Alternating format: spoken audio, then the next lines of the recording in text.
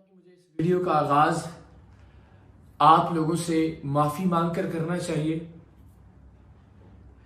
उन तमाम लोगों से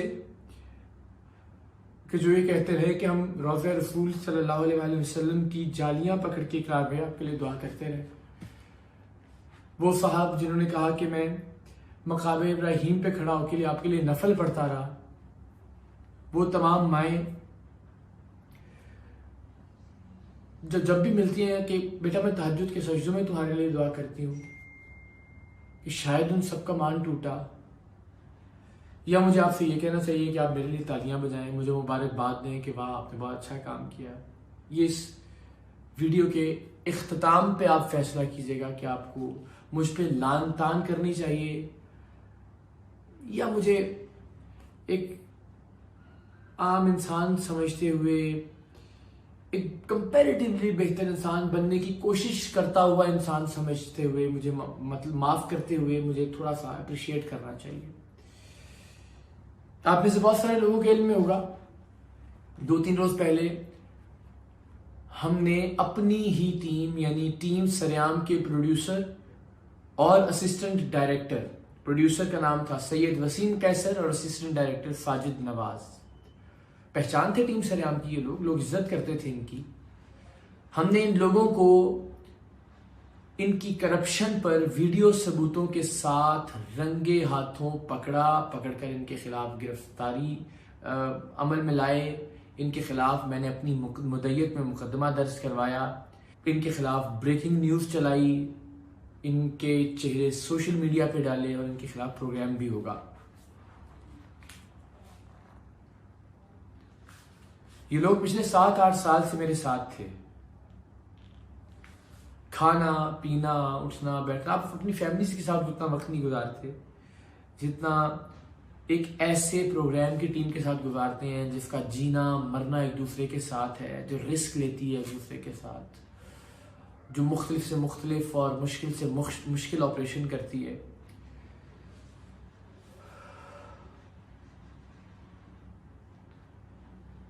पता नहीं मेरी गलती है, पता नहीं मेरी गलती नहीं है, आप प्रोग्राम देखेंगे तो उसमें आप जानेंगे। मैं जो कर सकता था ह्यूमनली पॉसिबल इन लोगों की ज़िंदगी में आसानी के लिए, मैं खुदा की कसम को ये एहसान नहीं जताता। मैंने एक वीडियो डाली, कुछ दोस्तों ने कहा कि आप अगर आपने किसी की बेटी की शादी करवाई अपने टीम मेंबर की, या अगर आपने किसी टीम मेंबर के बच्चे की फीस दी, या अगर आपने किसी टीम मेंबर के टूर के पैसे दिए, या अगर आपने टीम मेंबर के घर खरीदने के लिए उसे पैसे दिए, थोड़े बहुत, टोटल नहीं मतलब, तो आप ये एहसान जताएं ना। मैं सिर्फ ये बावर कराने की कोशिश कर रहा हूँ कि हर आसाइश का ख्याल रखा। चैनल से मिलने वाली तनख्वाह अलग, चैनल से मिलने वाला प्रोटोकॉल अलग, गाड़ियां घर से पिक करती हैं, घर पे ड्रॉप करती हैं, जहाज़ों में सफ़र करते हैं जब टीएम सरेआम का काम करना हो, 5 स्टार होटलों में रुकते हैं, बेहतरीन से बेहतरीन खाने खाते हैं। इस सब के बावजूद करप्शन, बदउनवानी, किसी से ये कहना कि हम सरेआम का प्रोग्राम करवाएंगे, उसके नाम पे पैसे ले लिए। जहां प्रोग्राम किया, बहुत अरसे से नहीं लेकिन रिसेंटली ये काम शुरू हुआ, और जहां प्रोग्राम किया वहां जाके कहा कि हम इस प्रोग्राम को रुकवा देंगे, हमें इतने पैसे दें।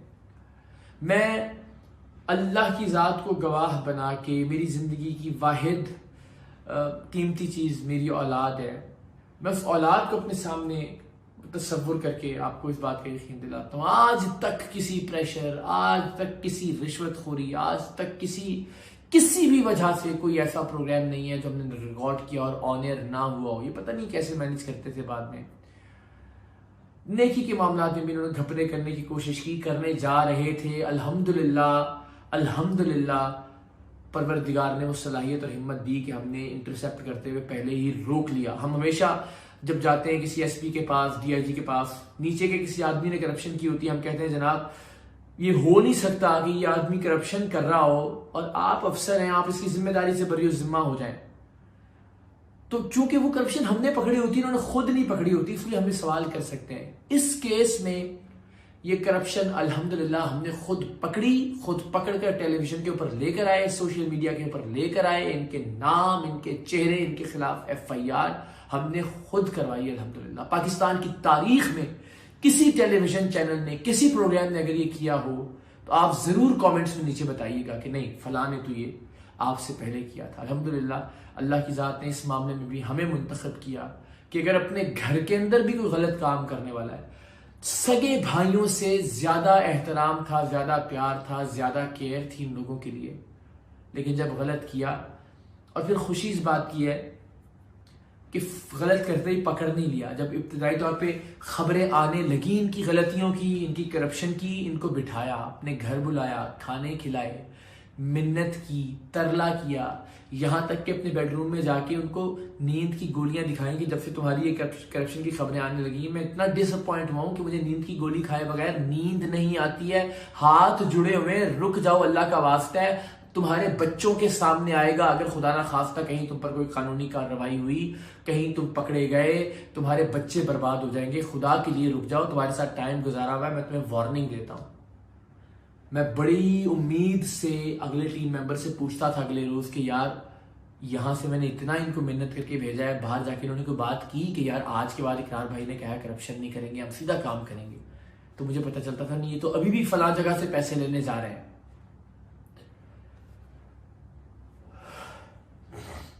बहरहाल अच्छे बुरे लोग हर जगह हैं। मैं ये नहीं कहता कि जिस तरह हम जब पुलिस के खिलाफ भी प्रोग्राम करते हैं, किसी भी महकमे के खिलाफ प्रोग्राम करते हैं, तो हम कहते हैं कि अच्छाई और बुराई साथ साथ है। तो टीम सरेआम में भी अच्छे लोग थे, उन्हीं में से हमें किसी ने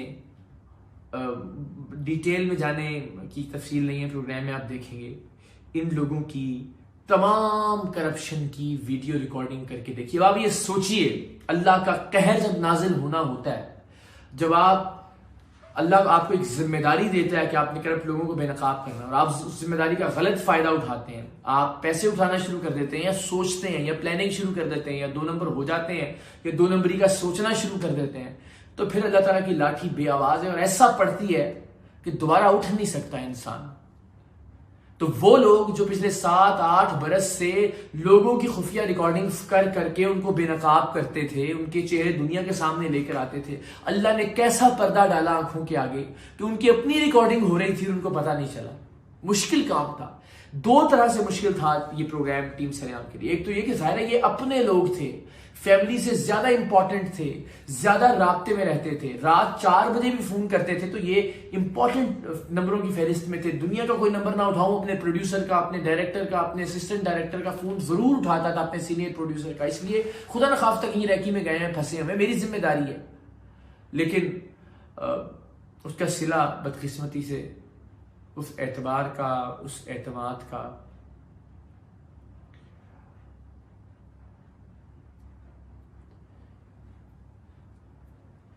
बहरहाल जिंदगी है। मैंने ट्विटर पर भी लिखा कि आप धोखा वहीं खाते हैं जहां आप एतबार करते हैं। एतबार हो ही ना अगर किसी भी, तो वह धोखा वो दे ही नहीं सकता आपको। तो एतबार था, एतमाद था। मैंने अपनी जिंदगी मशअले राह बनाने की कोशिश की। मैं फिर कह रहा हूँ, अपनी बड़ाई के लिए नहीं, आप प्रोग्राम में भी देखेंगे, खुद तस्लीम किया इन लोगों ने कि महीने के कितने लाख रुपए थे जो मैं ज़ाहिर खुद तो नहीं देता था, घरों में जाके इसी टीम के थ्रू मैं मुख्तलिफ लोगों तक पहुंचाता था। किसी ने शादी का कहा, किसी ने किराए का कहा, किसी ने बेटों की तालीम, बच्चों की तालीम का कहा। इन्हीं लोगों से मैं नंबर देता था, पैसे ट्रांसफर करता था और ये लोग जाके पहुंचाते थे। अल्लाह जाने वो भी पहुंचाते थे, नहीं पहुंचाते थे। जब तहकीक होगी तो बातें सामने आएंगी। तो मैं ये चाहता था कि ये मुझसे देख के ना कोशिश करें कि ये मेरे रास्ते, ये तो बिल्कुल उलट चलना शुरू हो गया कि मैं लोगों की खिदमत करने की कोशिश करता था, और किसी की डोनेशन से नहीं, किसी कोई एनजीओ नहीं बनाई हुई थी मैंने, कोई और जरिया आमदन नहीं था। रेस्टोरेंट है, रेस्टोरेंट से जिससे मैंने कता ताल्लुकी का भी ऐलान कर दिया लोगों की तनकीद की वजह से, वो भी पिछले 1-1.5 साल के अंदर मुसलसल कोविड की सिचुएशन की वजह से खसारे, और उसके बावजूद वहां पे लोगों को मुफ्त खाना खिलाने का सिलसिला। तो मैंने सोचा कि मैं अपनी जात से इन लोगों के लिए एक ऐसा नमूना, एक ऐसा मॉडल बनने की कोशिश करूंगा जिससे ये राह रास्त पे चलते रहे।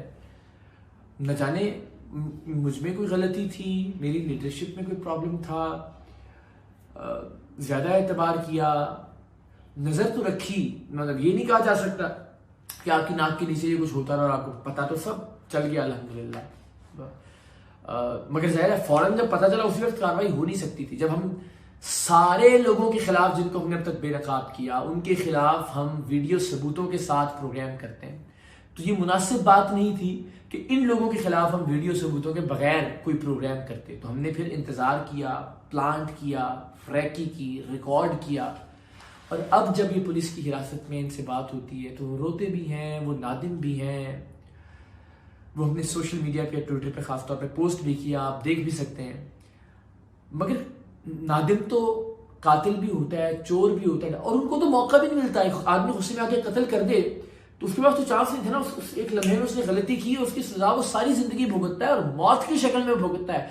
इनको तो मैंने समझाया, मिन्नतें की, गुस्सा भी किया, नाराजगी भी दिखाई, सब कुछ करके देख लिया, लेकिन पता नहीं परवरदिगार ने किस चीज की सजा इनको दी है। जाहिर है जो किया होगा वही सामने आता है कि अल्टीमेटली। तो तफसील आप देखेंगे इसके, इन्होंने किस किस के साथ क्या क्या कुछ किया, किस किस से पैसे लेते थे। तो टीम सरेआम का प्रोड्यूसर, टीम सरेआम का असिस्टेंट डायरेक्टर, मैं अगर चाहता तो डर जाता कि लोग ये सोचेंगे कि यार इसकी इन्वॉल्वमेंट के बगैर ही कैसे हो सकता है सब कुछ।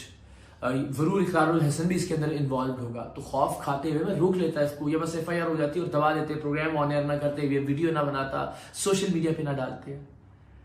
लेकिन एक चीज तो सोचिए, अगर 8 साल मेरे साथ रहने वाले लोग, जिनके खुफिया कैमरे तकरीबन 24 घंटे ऑन होते थे, जिनसे तकरीबन दिन में हजारों ऑडियो मैसेजेस का तबादला होता था, जिनसे तकरीबन दिन में सैकड़ों फोन कॉल्स पे बात होती थी, जिनके साथ रहते थे, खाते पीते, उठते जागते, सोते, रैकी करते, ट्रैवल करते पूरे पाकिस्तान, अगर मुझे इस बात का यकीन था कि पिछले 8 सालों में मैंने कोई एक लफ्ज ऐसा नहीं बोला कि जो रिकॉर्ड हुआ तो ये मेरे खिलाफ यूज कर सकेंगे, कोई एक जुमला ऐसा नहीं बोला जो उन्होंने रिकॉर्ड किया हुआ तो मेरे खिलाफ इस्तेमाल हो सकता होगा, कोई मेरे कैरेक्टर की ऐसी बात नहीं है जो उनके हाथ लगी हुई हो तो मेरे खिलाफ इस्तेमाल करेंगे ये लोग, कभी मैंने इनसे कुछ गलत काम करने का कहा हो तो इनके पास रिकॉर्ड हो, कोई ऑडियो नोट हो, कोई रिकॉर्डिंग हो, कॉल की। कितने यकीन के साथ, कितना अपनी जात के ऊपर, अपने किरदार के ऊपर, पाकिस्तान के मामले में, अपने काम के मामले में मुझे यकीन होगा कि मैंने इन लोगों को पकड़वाया, अपने करीबी तरीन साथियों को, जो इंपॉर्टेंट तरीन लोग हो सकते थे, कि मुझे खौफ नहीं था कि कोई सवाल कल को ये उठा सकेंगे। झूठ जितना मर्जी कोई बोलता रहे, वो एक अलग बात है, किसी एविडेंस के साथ या किसी सबूत के साथ। तो अल्लाह ताला ने एक बार फिर सुरखरू किया। मुश्किल टाइम है,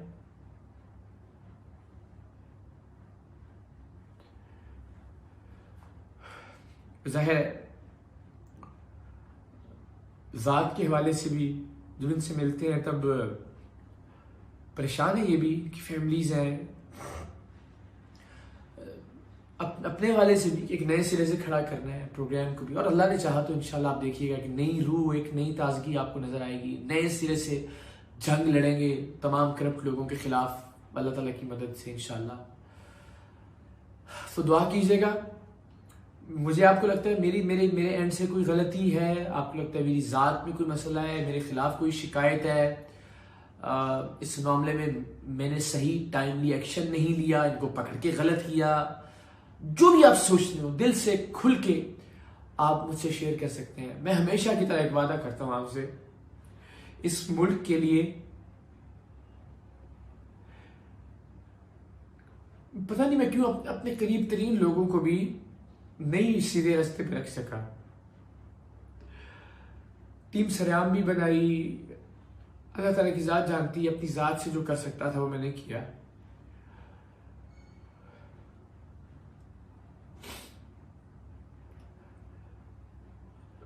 मेरी नाकामी है शायद कि अगर मैं अपने इतने करीब के लोगों को ठीक नहीं कर सका तो मैं पाकिस्तान को क्या ठीक करने निकलूंगा, लोगों को क्या ठीक करने निकलूंगा। मगर लड़ते रहेंगे इंशाल्लाह अपने हिस्से की लड़ाई।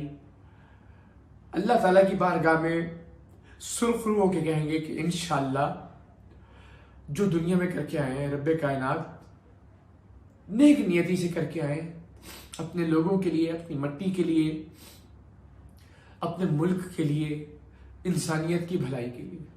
दुआ कीजिए परवरदिगार राह रास्त पे रखे, इस्तकामत दे, हौसला दे कि हम इस मुल्क को अपने बच्चों के रहने के काबिल बना सकें। अल्लाह ताला ये इस्तेदाद दे कि हम पाकिस्तान को दुनिया के सफ़े अव्वल के मुल्कों में लाकर खड़ा कर सकें। पाकिस्तान के पासपोर्ट की इज्जत सरेआम एक प्रोग्राम है जिससे बुराइयां खामियां दूर करते करते अल्टीमेट गोल यही है कि एक अच्छा मुआशरा बन जाए, एक अच्छे मुआशरे से एक अच्छी कौम तश्कील पाए, एक अच्छी कौम से एक अच्छा शानदार वाइब्रेंट मुल्क हो पाकिस्तान दुनिया भर के अंदर। और ऐसा इंशाल्लाह होगा, अपनी कोशिश जरूर करके जाएंगे पूरी अल्लाह की मदद से इंशाल्लाह। और इस कोशिश में कम से कम आपकी दुआओं का साथ होगा तो सफर आसान हो जाएगा। पाकिस्तान जिंदाबाद।